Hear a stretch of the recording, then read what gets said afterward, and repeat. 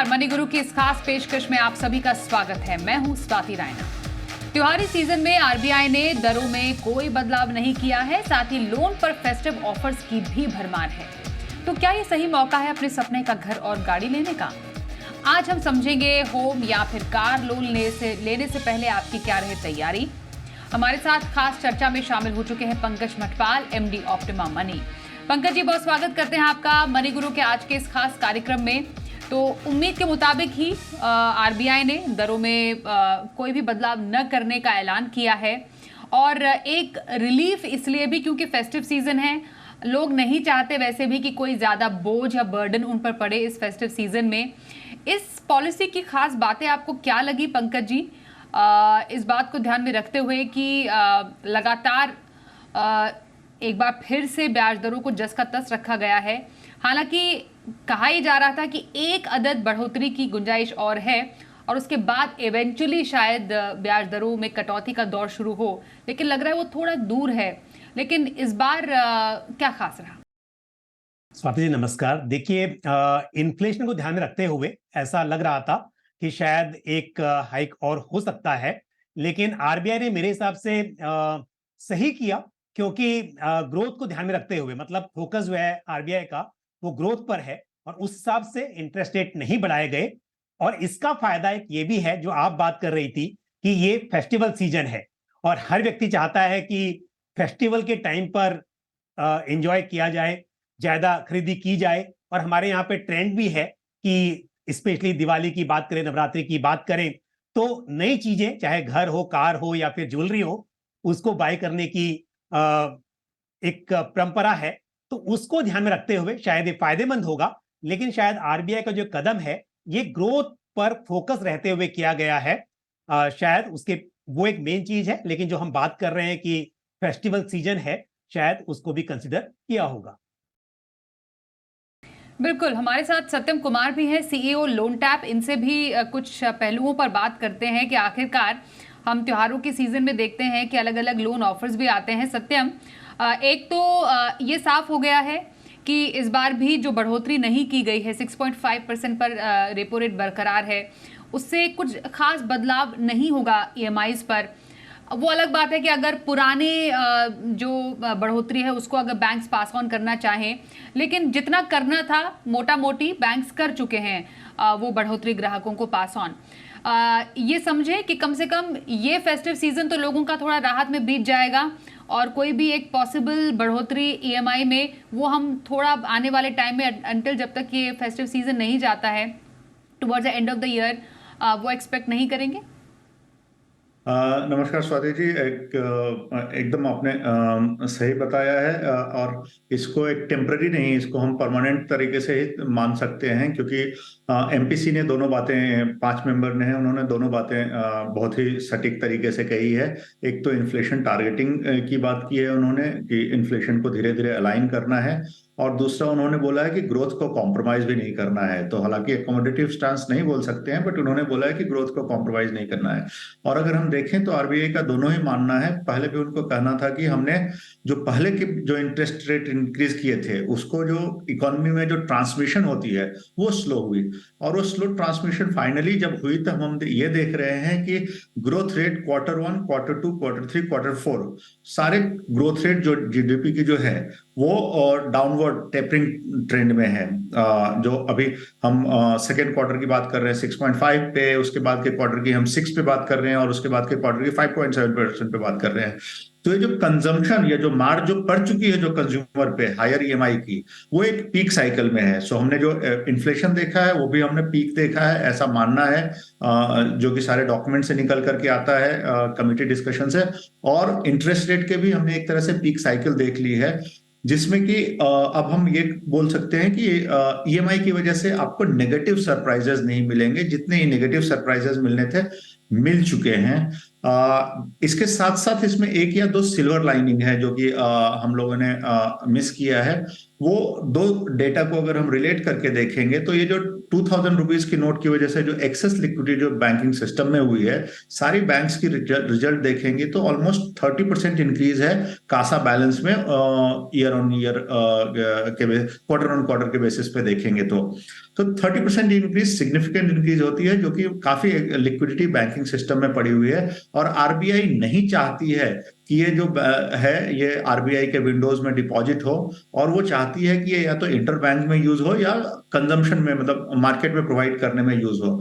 तो इसके लिए क्या होगा कि होम लोन देने के लिए वापस बैंकों में मारामारी हो जाएगी। ठीक है, तो अगर आप होम लोन कस्टमर हैं तो आपको स्विच करने के लिए प्रिपेयर्ड होना चाहिए। आपको एक मतलब नए रिश्ते बनाने के लिए तैयार होना चाहिए कि आप जो बैंकिंग इंस्टीट्यूशन है वो नए कस्टमर को लो इंटरेस्ट रेट नहीं देगी, नए कस्टमर को लो इंटरेस्ट रेट देकर के वो करेगी, बट पुराने कस्टमर को शायद वो पास ऑन नहीं करेंगे क्योंकि वो बेंचमार्क रेट चेंज नहीं करेंगे।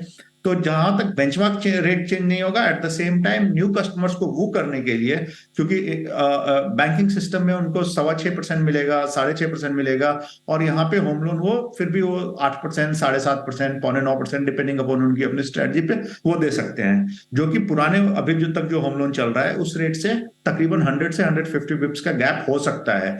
तो जैसे जैसे फेस्टिवल सीजन देख रहे हैं, स्लोइंग कंजम्पशन, स्लोइंग डिमांड देख रहे हैं, हाउसिंग लोन में भी हमने स्लोनेस देखी है नए डिमांड में, तो हर एक बैंक जो है अपनी बैलेंस शीट एक्सपैंड करने के लिए वापस से कस्टमर्स को वो करेगी, और वो एक मौका होगा जबकि आप इंस्टीट्यूशन से शिफ्ट कर सकते हैं और आप अपनी लोन की ईएमआई या लोन की टेन्योर कम कर सकते हैं। तो ये एक सिल्वर लाइनिंग है, इसके अलावा बहुत कुछ ऑफर में नहीं है। ओके। और जैसा आपने क्योंकि ऑफर्स की बात की कि नए कस्टमर्स के लिए तो काफ़ी आकर्षक लुभावने ऑफर की शुरुआत हो ही चुकी है। एसबीआई क्योंकि एक लीडिंग राह दिखाता है तमाम बैंक्स को किसी भी मामले में, और ऑफर के मामले में भी उसने शुरुआत की। होम लोन पर ऑफर है, गाड़ी के लोन पर ऑफर है कि हम 0% प्रोसेसिंग फीस का ऑफर दे रहे हैं। बैंक ऑफ बड़ौदा का भी फेस्टिव ऑफर है towards the end of the year तक। बजाज हाउसिंग फाइनेंस भी आकर्षक लोन ऑफर दे रहे हैं। तो चाहे बैंक है, एनबीएफसी है। तो पंकज जी, तो जैसा कि सत्यम बता रहे हैं कि जो लोग अब लेना चाहते हैं होम या कार लोन, उनके लिए ये समय फायदा उठाने का सबसे ज्यादा मुफीद समय है। स्वाति, मैं बात कहूंगा कि जब आप लोन लेते हैं, स्पेशली अगर आप बात कर रहे हैं होम लोन की, तो ये लॉन्ग टर्म लोन होता है। तो क्योंकि आप अगर फ्लोटिंग रेट लोन ले रहे हैं तो बेशक अगर आप 15 साल 20 साल की बात करेंगे तो कई बार ऐसे मौके आएंगे जब रेट चेंज होंगे। तो ये सोचकर कि इस वक्त रेट कम है या जो भी आप इस रेट से सेटिस्फाइड हैं, जो ऑफर है उसकी वजह से आप लेना चाहते हैं, तो आपको ये भी देखना चाहिए कि इस वक्त पर तो आप लेंगे लेकिन आने वाले टाइम पर वो रेट आपके चेंज जरूर हो सकते हैं। लेकिन फिर भी अगर आप मन बना चुके थे और आप वेट कर रहे थे सही समय का, और अब आपको लग रहा है कि बिकॉज ऑफ फेस्टिवल सीजन या फिर रेट नहीं बढ़े जिसका आपको फायदा लेना चाहिए, तो बिल्कुल आप कीजिए। लेकिन सिर्फ इस वजह से कि आपको वो चीज सस्ती मिल रही है या आपको जो ऑफर मिल रहे हैं उसकी वजह से आप वो चीज भी ले लें, यानी कि कार आपको बदलनी नहीं थी या लेनी नहीं थी, लेकिन आप सिर्फ ये सोचकर कि अभी इंटरेस्ट रेट ठीक है ले लेते हैं, पर आपको ध्यान देना चाहिए आप 5 साल का या 4 साल का लोन लेंगे और उस बीच में भी रेट चेंज हो सकते हैं। तो ये भी आप मन में जरूर इस बात को ध्यान में रखें। बिल्कुल। अब एक सवाल, क्योंकि एक बहुत ज़रूरी बात कही पंकज जी ने, क्योंकि जब आप एक होम लोन लेते हैं, गाड़ी का लोन लेते हैं, लेकिन होम लोन की चलिए बात करते हैं क्योंकि लॉन्ग टेन्योर का लोन होता है, 20 साल 15 साल डिपेंडिंग अपॉन आपने कितना बड़ा लोन ले रखा है। तो क्या ये जो ऑफर्स हैं सत्यम, जो हम हर एक फेस्टिवल में देखते हैं, वो बेसिस माना जाना चाहिए कि आपको लोन लेना ही लेना है? लेकिन अगर मानिए किसी को लेना ही है, किसी को नया घर खरीदना ही है, तो क्या उसको वेट करना चाहिए ऐसे किसी फेस्टिव ऑफर का जिससे वो ज़्यादा से ज़्यादा फ़ायदा उठा पाए, कि थोड़ा इंतज़ार कर लिया और थोड़ा अगर ब्राउनी पॉइंट्स मिल ही गए तो क्या इसमें नुकसान है? जनरली मैं थोड़ा सा अमूमन कस्टमर्स को कंजर्वेटिव रहने के लिए ही बोलता हूं, बट अभी मैं थोड़ा सा पंकज जी से डिफर करूंगा। जैसा मैंने पहले भी बोला, जो सारे जो साइकिल्स और जो ट्रेंड्स हैं वो इंटरेस्ट रेट के पीक पर हैं। तो इंटरेस्ट रेट के पीक से यहाँ से आगे जो है लॉन्ग टर्म में भी जो है लोन्स जो है इतने पीक, आप पीक प्लानिंग पे देख रहे हैं, इसके नीचे ही जाएगी। बिकॉज इन्फ्लेशन का जनरल टारगेटिंग जो है 4% का है, और पिछला 2-3 साल बहुत ही तरह के मल्टीपल क्राइसिस में रहा है ग्लोब, और उसके इम्पैक्ट्स रहे हैं। तो इसलिए आप लॉन्ग ड्यूरेशन में, हालांकि पंकज जी ने भी बोला कि आपको चिंता नहीं करनी चाहिए, अगर आपको जरूरत है तो आपको लेनी चाहिए। और दूसरा सवाल, दूसरी चीज जो स्वाति जी ने ऐड की कि आपको क्या फेस्टिवल का वेट करना चाहिए इस तरह के इम्पैक्ट के लिए या इस तरह के लिए, तो कई सारी परचेजेज होती है जो कि कंपलसरी परचेज नहीं होती है, जो कि आपको मतलब अर्जेंट नहीं होती है। और होम, कार, ये दोनों उस तरह के परचेजेज हैं जो कि आपको पसंद आए, आपने उसको सेलेक्ट करके रखा है, और उस डिजाइन में आप एक वेट कर रहे हैं कि फेस्टिवल में मैं एक नए ऑफर में इसको यूज करूंगा। दोनों ऑस्पिशियस टाइम भी होता है, और इसमें तो जरूर वेट करना चाहिए और फेस्टिवल में इसका इस्तेमाल करना चाहिए, क्योंकि ऑफर्स हर एक इंस्टीट्यूशन, अगर कार में भी देखें तो अब ऑलरेडी हम देख रहे हैं कि 40,000 से रुपए से लेकर के 1 लाख रुपए तक की डिस्काउंट आ रही है, और अच्छी अच्छी गाड़ियों में आ रही है। तो वो लेना चाहिए, इसमें कोई गलत बात नहीं है।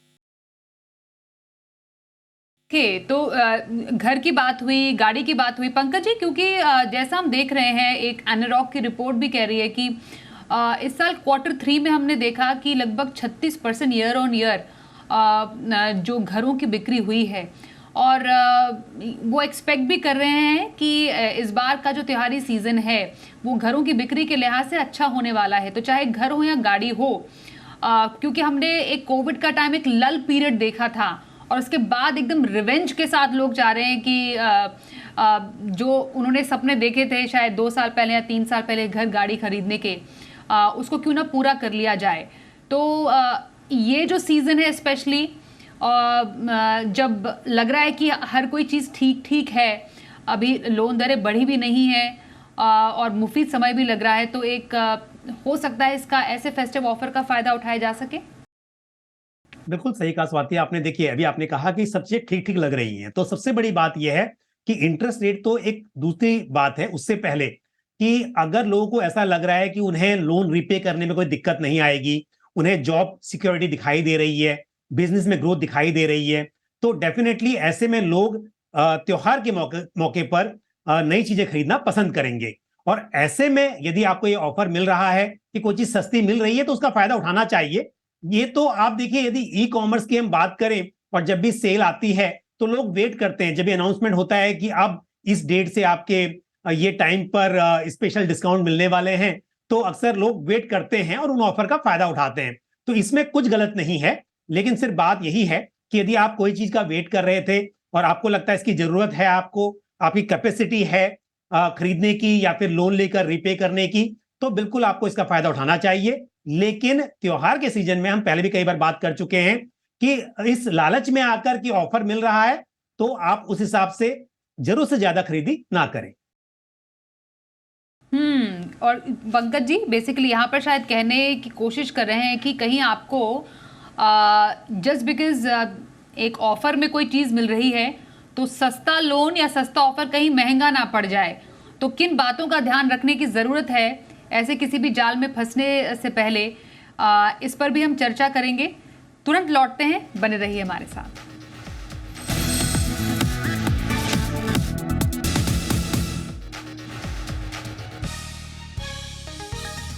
तो मौके बेशुमार हैं, तो क्या ये सही समय है घर और कार खरीदने का? ब्याज दरें भी स्थिर है, कई जगह कई जो बैंक है, NBFCs है, सस्ते लोन के ऑफर भी दे रहे हैं। तो आपको क्या इन ऑफर्स को ले लेना चाहिए और नई गाड़ी और नया घर खरीदना चाहिए, जिसका आप इंतज़ार कर रहे थे, उस पर कर रहे हैं खास चर्चा।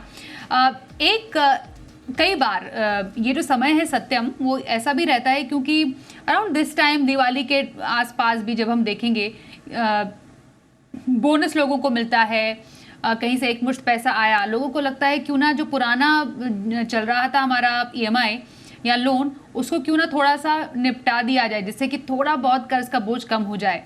तो आप क्या प्रेफर करेंगे ऐसे किसी भी एक मुश्त पैसे से लोन प्रीपेमेंट करना, और सही तरीका क्या हो सकता है लोन प्रीपेमेंट करने का? यूजुअली किस टेन्योर में सबसे ज्यादा फायदेमंद रहता है? स्वदेश जी, हमने most of the customer profiles में देखा है कि they are running different different design of loan. मतलब कुछ हाउसिंग लोन होता है, कुछ पर्सनल लोन होता है, कई बार क्रेडिट कार्ड पे आउटस्टैंडिंग रहती है। तो हमेशा से प्रीपेमेंट करना, अगर हमारे पास एक्सेस कैश है तो वो बेस्ट ऑप्शन है। इसमें कोई दो मत नहीं है। लोन का बोझ जरूर कम करना चाहिए, हालांकि उसमें चूज हमको हमेशा से उस तरह से करना चाहिए, इंटरेस्ट रेट जिसकी हायर है उसको हमको पहले क्लोज करना चाहिए। जिसकी ड्यूरेशन शॉर्टर बची हुई है उसके लिए हमको उतना परेशान नहीं होना चाहिए, क्योंकि लास्ट की जो ड्यूरेशन होती है उसमें इंटरेस्ट कंपोनेंट बहुत ही मिनिमल हो जाता है, और वो आपको उतना हर्ट, इंटरेस्ट क्वांटम के हिसाब से हर्ट नहीं करता है। इंटरेस्ट रेट तो जरूर उतना ही है, बट क्वांटम के हिसाब से आपको हर्ट नहीं करता है। सो आप सबसे पहले तो अनसिक्योर्ड लोन्स जो आपके पास चल रहे हैं उनको रिपे कीजिए। उसके बाद आप सिक्योर्ड में एक एक करके नीचे की कैटेगरी में जाइए, जिसमें कि कार लोन पे करना, अगर सिक्योर्ड में है तो कार लोन पे करना पहला ऑप्शन होना चाहिए, और दूसरा ऑप्शन होना चाहिए होम लोन को प्रीपे करना। याद रखें कि होम लोन में आप जिस भी इंटरेस्ट रेट पे आप उसको प्रीपे कर रहे हैं, या जो भी इंटरेस्ट रेट पे आपको उस अमाउंट को पे कर रहे हैं, उसका सिर्फ 2/3, अमूमन तौर पे 2/3 भाग ही का वजन आपके ऊपर आ रहा है। 1/3 भाग का वजन जो है इनकम टैक्स के माध्यम से आपको रिवर्स बेनिफिट मिल रहा है। तो अगर हेडलाइन नंबर आपको वो 8.5% दिख रहा है या 9% दिख रहा है, तो उसका रियल इम्पैक्ट जो एक्चुअली जो है वो आपका 6-6.5% है। तो एक 6-6.5% के लोन को पे करने से अच्छा है कि हम 10%, 8.5% या 9% के कार लोन को पे करें, और उससे अच्छा है कि हम 14% के पर्सनल लोन को पे करें, और उससे अच्छा है हम 36% के क्रेडिट कार्ड को पे करें। तो इस तरह से एक ग्रेडेड अप्रोच है। यू हैव टू पिक जो हाईएस्ट, जो सबसे ज्यादा आपको हर्ट करती है, वो लोन को रिपे करना आपके लिए सबसे इंपॉर्टेंट है। और लोन्स जो कि अर्ली स्टेज में है उसमें जितना प्रीपेमेंट कर सकते हैं उतना बेहतर है, क्योंकि उसमें इंटरेस्ट का दबाव ज्यादा होता है। ये आपने काफ़ी इंपॉर्टेंट टिप्स दिए कि टेन्योर की शुरुआत में प्रीपेमेंट बेटर रहता है, और जो हाई इंटरेस्ट वाले जो लोन होते हैं, इन अनसिक्योर्ड हो गए, पर्सनल लोन जैसे क्रेडिट कार्ड के बिल, उसको पहले आप पे कीजिए। कोई भी एक मुश्त पैसा आता है, वो ज़्यादा एक शायद इंटेलिजेंट स्टेप रहेगा। पंकज जी, इन्वेस्टमेंट के रूप में अगर देखें, ब्याज दरें तो अभी स्थिर हैं, तो अभी फिक्स इनकम में सही तरीका क्या हो सकता है? क्योंकि अभी हम एफडी पर भी बहुत अट्रैक्टिव रेट्स देख रहे हैं। कई बैंकों ने तो अपनी एफडी के रेट्स बढ़ा भी दिए, और उसमें भी जो सीनियर सिटीजन्स हैं उनको तो एडिशनल बेनिफिट मिलता है। तो अभी सही समय है इस रेट्स पर अपने निवेश को लॉक इन करने का? बिल्कुल, यदि हम उम्मीद कर रहे हैं कि अब ये रेट पीक हो चुके हैं और यहां से रेट नहीं बढ़ेंगे, तो लॉक करना बिल्कुल ये फायदेमंद साबित होगा। यदि आप फिक्स डिपॉजिट की बात करें या स्मॉल सेविंग्स की बात करें, जहां पर रेट लॉक हो जाते हैं, तो वहां पर अगर आप इन हायर रेट पर डिपॉजिट कर देंगे, तो फिर उस पूरे टेन्योर पर आपको इंटरेस्ट मिलता रहेगा। आपने भी बात की सीनियर सिटीजन्स की, तो जैसे हम जानते हैं सीनियर सिटीजन्स सेविंग्स स्कीम जो है, उस पर 8.20% का इंटरेस्ट चल रहा है फिलहाल। तो यदि आपने 5 साल के लिए इन्वेस्ट कर दिया तो वो रेट मिलता रहेगा। लेकिन कल को यदि रेट कम हो जाता है, तो ऑब्वियसली अगर आरबीआई रेट कम करेगी, तो चाहे फिक्स डिपॉजिट हो या स्मॉल सेविंग्स स्कीम्स हो, वहां पर भी रेट कम होंगे। तो रेट को लॉक करना ऐसे में मेरे हिसाब से ये अच्छा रहेगा। लेकिन अपने अगेन हम बात करते हैं असेट एलोकेशन की, जहां पर आपको एफडी इस तरह के प्रोडक्ट्स की जरूरत है, उसमें आप बिल्कुल इस सुविधा को जरूर मतलब एक्सेप्ट करना चाहिए आपको, वो फायदेमंद हो सकता है। अब इस पूरे लोन के लुभावने ऑफर में सत्यम, कई बार हम काफ़ी लालच में आ जाते हैं और लगता है कि चलो अब ऑफर मिल रहा है, और घर भी लेना था या गाड़ी भी लेनी थी, या फिर कुछ फर्निशिंग में भी बदलाव या रेनोवेशन कुछ करना था। तो अभी तो ना सिर्फ बड़े लोन, जबकि छोटे लोन में भी काफ़ी आकर्षक ऑफर मिल रहे हैं। लोगों को लगता है यही मौका है, इसको ले ही लें। लेकिन कई बार सस्ता लोन भी महंगा पड़ जाता है। तो क्या टिप्स आप देंगे जिससे कि आप लोन लें लेकिन समझदारी से? जी स्वाति जी, तो दो चीजें। महंगा एक तो रिलेशनशिप की वजह से पड़ता है। सो इंस्टीट्यूशन जिससे कि आप बोरो कर रहे हैं वो इंस्टीट्यूशन अवेलेबल होनी चाहिए, फिजिकली अवेलेबल होनी चाहिए। आपको कांटेक्ट करना है या किसी प्रॉब्लम में फंसे हैं तो उसके लिए अवेलेबल होना चाहिए। आपको अगर उसमें कुछ रिशेड्यूल करानी है या उस तरह की फ्लेक्सिबिलिटी होनी चाहिए लोन में, तो इंस्टीट्यूशन की क्वालिटी का जरूर ध्यान रखें। इसमें कोई दो राय नहीं है। एक लंबा रिश्ता है और रिश्ते में हमें हमेशा से जांच परख थोड़ी दोनों तरह से करनी चाहिए। अक्सर हम जहां से पैसा लेते हैं वहां से भूल जाते हैं और जिनको पैसा देते हैं वहां पे ज्यादा ध्यान देते हैं, लेकिन ये मान करके चलिए कि ये पैसा वापस आपको लौटाना है और ये लंबा रिश्ता है। और तो इसको थोड़ा सा एक इंस्टीट्यूशन की रेपुटेशन, इंस्टीट्यूशन की रैंकिंग या प्रीवियस जो कस्टमर फीडबैक है, अवेलेबिलिटी जो है, वो सब चीजों का जरूर ध्यान रखिए। और जो यूजुअल और जो या फंडामेंटल लेवल पे जो है वो है कि इसके जो हिडन चार्जेस होते हैं हमेशा से, जो लोन लेते वक्त या लोन क्लोज करते वक्त या लोन सर्विस करते वक्त जो आते हैं, वो हिडन चार्जेस जहां तक हो रही है कोशिश कर रही है, आरबीआई भी कोशिश कर रही है कि धीरे धीरे उनको खत्म किया जाए या उसको रैशनलाइज किया जाए। बट उसके बाद भी कहीं ना कहीं से ये नए तरीके से वो निकल करके आ जाता है। तो उन हिडन चार्जेस, हर एक तरह की जो चार्ज जो होती है उसकी एक की फैक्ट स्टेटमेंट बनाती है इंस्टीट्यूशन, उसको जरूर देखें कि की फैक्ट स्टेटमेंट में क्या एडेड है क्या नहीं एडेड है, उसको जरूर पढ़ें। वो एक शीट काफी होती है आपके पढ़ने के लिए। और तीसरा और जो इम्पोर्टेंट चीज है उसमें फ्लेक्सिबिलिटी देखिए कि ये रिलेशनशिप मेरे लिए कितना फ्लेक्सिबल है, क्या मैं इसको प्रीपे कर सकता हूं बिना कोई एडिशनल चार्जेस के, क्या मैं इसको अर्ली क्लोज कर सकता हूं, फोक्लोज इंडिया में पॉपुलरली बोलते हैं उसको, मैं अर्ली क्लोज कर सकता हूं या नहीं कर सकता हूं। आगे मुझे और अगर फैसिलिटी चाहिए तो क्या मैं इसको एनहांस कर सकता हूं, इसको मैं रिड्यूस कर सकता हूं, क्योंकि जरूरतें कई बार फ्लेक्सिबल होती हैं। आज की तारीख में आपको समझिए 50 रुपए की जरूरत है, कल वो 75 रुपए हो सकती है, तो उस तरह की देखनी चाहिए। और अपने कैश फ्लो का कंट्रोल और कैश फ्लो का ज्ञान होना, वो तो मतलब फंडामेंटल है। वो एक आप समझिए कि वो लाइक बेसिक फंडामेंटल है। तो आपको ये जरूर देखना पड़ेगा कि आप वो ईएमआई को कंफर्टेबली सर्व कर सकते हैं और वो सर्व करने के बाद भी आपके ग्रोसरीज के लिए या अदर एक्सपेंसेस के लिए आपके पास कम से कम 40 से 50% ऑफ मंथली इनकम आपके पास बच जा रही है। तो ये सब बहुत ही बेसिक और फंडामेंटल चीजें हैं जिनका जरूर ख्याल रखें एक चेकलिस्ट बना करके। तो चेकलिस्ट बनाकर आपको ध्यान रखने की ज़रूरत है कि कहीं आप लोन लेकर बहुत ज़्यादा कर्ज अपना मोल तो नहीं ले रहे हैं। जैसा बताया सत्यम ने भी कि कम से कम 30 या 35% तक ही अपनी ईएमआई को सीमित रखिए या जितना भी कर्ज है।